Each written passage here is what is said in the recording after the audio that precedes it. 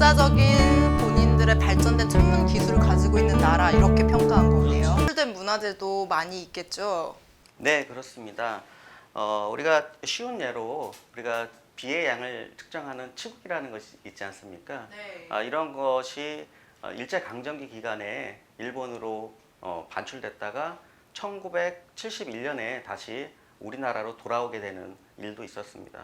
당시에 이제 조선총독부의 관측소장이었던 와다유지라는 사람이 그것들을 자기가 퇴임하면서 가져가 버렸는데요. 협력을 통해 가지고 그것들을 다시 한국에 찾아오게 됐고요. 최근에 그것이 이제 보물로 지정된 것이 이제 국보로 승격되었기 때문에 더 커다란 또 의미도 있지 않을까 생각합니다. 센터장님, 그러면 치국이 말고도 우리의 고대 천문 역사를 보여주는 천문 유물들이 국외로 많이 반출되어 있나요? 가까운 일본으로 간 걸 몇 가지 좀 소개를 좀 해드릴게요. 세이코 박물관에 가시면 청동으로 제작한 앙부일구라는, 앙부일구는 우리 해시계지 않습니까? 앙부일구. 네. 세이코 박물관 그 시계 세이코. 네, 거기서 운영하는 박물관입니다. 네. 보통 그 앙부일구는 보통 이제 창덕궁이나 뭐 세종대왕 기념관, 뭐 성신여대 박물관 이런 등재에서 소유한 것과 좀 크기는 유사한데요. 발이 보통 4개지만 3개짜리 유물이라서 좀 특이한 케이스라고 볼 수 있고요. 또 일본의 국립국회도서관이라는 곳이 있습니다. 거기에 보시면 또 가시면 혼천도로라는 천문도가 있어요. 아마 일제강점기에 그것들이 넘어갔던 것 같고 그것들을 이제 국회도서관에서 그걸 이제 소유하게 됐는데 대략 그 천문도의 크기는 1.6m 정도, 굉장히 큰 천문도입니다.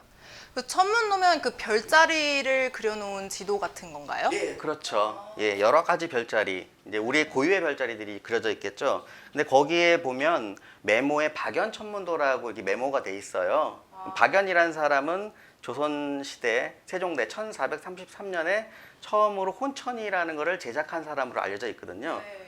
그래서 이제 저희 연구자들한테는 이제 박연천문도라고 이제 알려진 것들이 우리나라에 있지 않고 일본 국회도서관에 있다라는 것이죠. 진짜 안타까운 일이네요. 박연이라고 이름까지 써놨는데. 네네.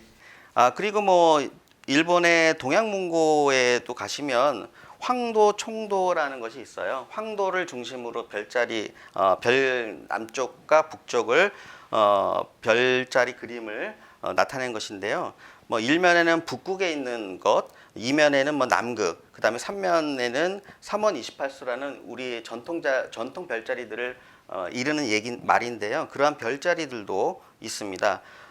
실제 이천문도 같은 경우에는 별이 등급에 따라 크기를 달리해서 그려져 있고요. 목성과 토성의 경우 위성이 그려져 있고 토성의 고리도 그려져 있는 아주 신기한. 고리까지요? 네, 그렇습니다. 일본 국내청 도서관에도 양이산법이라는 그 서적이 있어요. 물론 이건 남송 때의 수학서인데 이 책이 우리나라의 칠정산을 만드는 데 기여했을 걸로 저희가 추정하고 있어요. 근데 그런 것이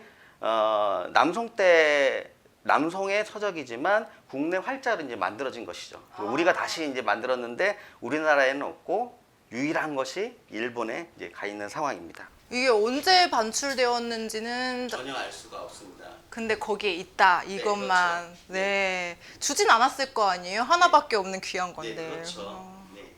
알겠습니다. 센터장님, 그럼 일본 말고 다른 나라로도 반출된 사례도 꽤 있을까요? 네, 있습니다. 뭐 한 나라를 예를 들면 프랑스 같은 경우인데요. 프랑스의 파리에 있는 국립천문대가 있습니다. 국립천문대에는 우리나라 유물로 알려진 간평이라는 별자리판이 있습니다. 이 별자리판은 원래는 이 소스는 이제 중국의 서적을 가지고 한국에서 그다음 조선에서 제작을 한 것인데요. 조선에서 제작한 것이 그것이 이제 파리로 이제 가게 되었는데 실제 그런 스토리가 파리 천문대에 있는 1892년도에 보고서가 있어요. 그 보고서에 의하면 꼴랑드 프랑시라는 사람이 한국의 유물을 이것저것 수집을 해서 본국으로 이제 파리로 프랑스로 보냈던 그런 기록들이 남아 있습니다. 그 꼴랑드 플랑시가 제가 알기로는 우리나라 처음 그 초대 프랑스 공사였던 걸로 알고 직지도 같이 가져간 사람 맞죠? 맞습니다. 네네 그렇게 알고 있습니다. 네. 네. 이분께서 그것뿐만 아니라 이제 목각 해시계라는 것도 있고요. 목각 해시계는 이제 휴대용으로 이제 들고 다니면서 시간을 알 수 있는 그런 장치인데 이제 국내에는 없는 그런 형식이에요. 희귀본입니다. 네, 그러한 것도 파리 천문대에 가 있고요.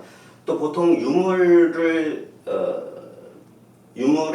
제작할 때 어떤 측정 자가 있는데 보통 주척이라는 자도 사용하지만 포백척이라는 자도 사용해요. 그 천문 유물을 만드는 석대, 받침대를 만들던 포백척 자도 역시 국립천문대, 파리에 있는 국립천문대에 있는 걸 저희가 확인했습니다. 그 외에도 파리에는 동양언어 문명대학이라는 곳이 있는데요. 여기 도서관에도 여러 가지 천문 유물이 있습니다. 1884년에 꼬랑이라는 사람이 저술한 한국 서지라는 책이 있는데요. 그 책을 보면 지구 전후도, 지구의 그림을 그린 거죠. 그 다음에 역상 고녀 등의 한국 천문 유물들이 소개되어 있습니다. 프랑스만 해도 또 상당히 많은 한국 천문 유물이 반출된 나라겠네요. 해외에 소재한 천문 유물들을 1차적으로 조사를 했었는데 도서류를 제외하고 현재까지 조사된 국외 소재 한국 천문 유물은 총 37점입니다. 이들은 크게 천문도류가 20점, 해시계류가 17점입니다. 이 중에서 영국에 있는 것이 13점이고요. 또 프랑스에 12점입니다. 그러니까 유럽에 있는 것들의 조사는 이미 영국의 니덤이라는 학자가 이런 것들을 조사할 수 있는 기반들을 좀 소개를 했기 때문에 저희가 손쉽게 조사를 했었는데 실제 비영호권에 많은 유물들이 있을 거라고 저희가 추정하고 있고요. 작년 기준이었었기 때문에 올해, 그다음 내년에 이런 것들을 더 확장시켜 나간다면 굉장히 상당수의 천문과학 문화 유물이 존재할 것으로 생각됩니다. 유럽에 있는 한국 고천물 유물들은 조셉 니덤 박사에 의해서 많이 밝혀졌다 이렇게 말씀하셨잖아요. 조셉 니덤은 어떤 학자길래 이렇게 한국 고천문에 관심을 갖고 또 뭐라고 생각했는지 궁금하네요.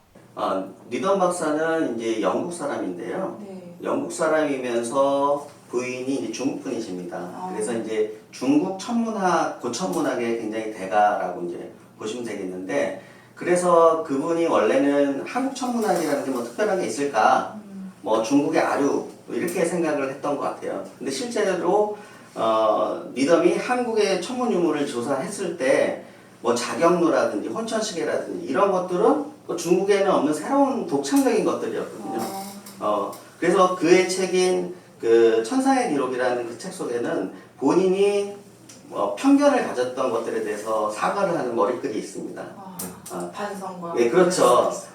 중국의 아류가 아니었다. 한국 천문학이라는 중국의 아류가 아니라 굉장히 많은 관측 기록과 독특한 관측 기기를 보유한 국가였다라는 것들을 밝히고 있습니다. 한국은 그러니까 독자적인 본인들의 발전된 천문 기술을 가지고 있는 나라 이렇게 평가한 거네요. 그렇죠. 옛날부터 고천문 이런 과학이 많이 발달했었는데 그 고천문 역사 박물관 하면은 아직은 좀 낯설게 들리거든요. 다른 해외에도 이런 고천문 역사 박물관이라는 게 있을까요? 있다면 뭐 어떤 것들이 있을까요? 뭐 가까운 중국의 고관상대의 고천문 유물들을 18세기에 제작된 것들이 많이 기기들이 있는데 그런 것들을 한 곳에 모아놓는 박물관이 있고요. 그 다음에 유럽에는 혼상이라는 어떤 별자리를 새겨서 천구에 이제 만들어 놓은 거를 혼상이라고 하는데 그런 것들을 모아놓은 박물 천문관이 있습니다. 이거는 이제 비엔나 이제 있고요. 또 유명한 그리니치에도 영국에. 예, 그렇죠. 그리니치 천문대에도 굉장히 많은 천문 유물과 또 그것을 놀러 오는 관광객들이 있어가지고 굉장히 관광 산업으로도 굉장히 발전하고 있는 상황입니다. 천문 역사 박물관 건립에 대한 한국천문연구원의 계획은 어떻게 되는지 말씀해 주세요. 저희가 이제 업무 협약을 통해서 세 기관이 이제 고천문 역사박물관을 이제 만드는 그런 책무가 있다라는 생각이 드는데요. 저희 연구원에서는 그동안 해왔던 천문 관측 기록에 대한 연구, 그다음에 천문 기기에 대한 어떤 보건 연구 이런 것들을 통해서 여러 가지 박물관에 아니면 과학관에 들어갈 수 있는 컨텐츠들을 주로 이제 만들 예정입니다. 네, 그러면 뭐 아까 말씀하셨던 우리나라에서 반출된 해외에 떠돌고 있는 우리나라의 그 우수한 천문 기기들, 유물들이 돌아온다면 여기서 전시될 가능성도 높겠네요. 그게 하나의 또 목표인 거죠. 해외에 흩어져 있는 천문과학유산을 우리가 가져올 수 있는 건 가져오고 가져오지 못한 것들은 소개할 수 있는 장이 필요한 거거든요. 네, 그래서 고천문역사박물관에서는 이제 그러한 것들 계속 발굴하고 조사하고 연구하고 전시하고 이런 것들이 지속적으로 하기 위한 어떻게 보면 수단이 될 수도 있을 것 같습니다. 네, 저도 어렸을 때 그 스미소니언 박물관이나 이제 그리니치 가면은 그 뭐랄까요, VR 체험이라고 할까요? 그 옛날인데도 그걸 보면서 되게 신나고, 아 나중에 뭐 어렸을 때니까 다 꿈을 꾸니까 뭐 천문학자가 돼야지, 뭐 우주 비행사가 돼야지 이런 꿈을 꿨던 적이 있었는데, 아무래도 그래서 그 나라에서 특히 우주 비행사 막 세계적인 천문학자 이런 사람들이 많이 나오는 것 같습니다. 모쪼록 이렇게 좋은 기회를 통해서 고천문 역사 박물관을 건립해서 고대의 문명을 밝히고 우리나라의 훌륭했던 천문 기술을 다시 한번 조명해서 앞으로 세계상을 이끌어갈 새로운 다음 세대들이 꿈을 키우는 장이 되었으면 좋겠습니다. 네, 오늘 자리 함께 해주셔서 감사합니다. 네, 감사합니다. 네.